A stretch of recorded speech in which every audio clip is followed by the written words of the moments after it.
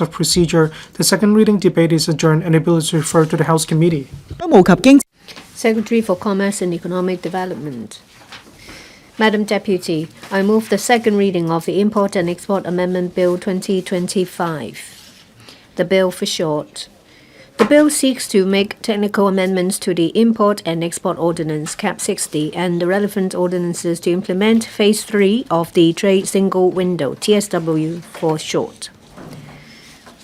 The government is taking forward at full steam the implementation of the TSW to provide a one-stop electronic platform for the sector to lodge business-to-government trade documents for declaration and cargo clearance. The TSW is implemented in 3 phases. Phase 1 and Phase 2, covering 42 types of documents, have been running smoothly since their full operation in 2020 and 2023 respectively. Phase 3 is the final and most complex phase. It will replace the Government Electronic Trading Service GETS and major existing cargo clearance systems of the Customs and Excise Department CNED. We are working on the system development with a target to roll out Phase 3 services by batches from 2026 onwards. At present, GETS is the only electronic platform for the submission of import and export declarations, cargo manifest, and applications for certificates of origin and dutiable commodities permit, which are governed by different ordinances. To implement Phase 3, we need to make technical amendments to the relevant ordinances to replace GETS with TSW for such submission and to remove provisions relating to GETS. In addition, the bill will provide for the necessary legal basis for Phase 3 services, including introduction of value-added service providers and a regulatory framework to allow commercial players to apply to the CNED to act as value-added service providers to submit specified trade documents on behalf of traders.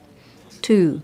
Voluntary pre-shipment submission of import and export declarations and cargo manifest by the sector so the CNED can carry out risk profiling and law enforcement more effectively, thereby streamlining the cargo clearance workflow. 3. Introduction of the electronic road cargo manifest. During the transition period, the sector can choose to submit the manifest in paper or through the TSW. The sector will be encouraged to switch to the electronic manifest. 4. Digitalization of return of licenses service to allow carriers to deliver import or export licenses to the Trade and Industry Department electronically through the TSW to reduce cost of returning the licenses on paper. 5. Provision of a legal framework for fees under the TSW, and 6. Addition of transitional arrangements to allow Phase 3 of the TSW to run in parallel with GETS for a period of time to give the sector time to transit to the new system. We have set up 6 user consultation groups since 2018 to collect views from stakeholders, including airlines, shipping lines, cargo terminal operators, express couriers, forwarders, and trade associations, and to keep them abreast of the development of the TSW.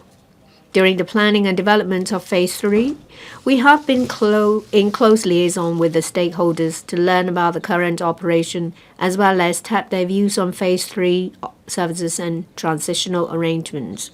Industry stakeholders generally supported the current proposals of the implementation of Phase 3. We have consulted a panel on commerce, industry, innovation, and technology in December last year.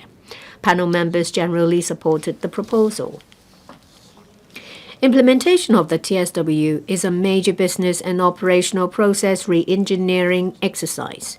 It overhauls and enhances the document submission workflows between participating government agencies and the trade. At the same time, it improves the efficiency of cargo clearance in Hong Kong and helps maintain Hong Kong's status as a prominent international trade center and logistics hub.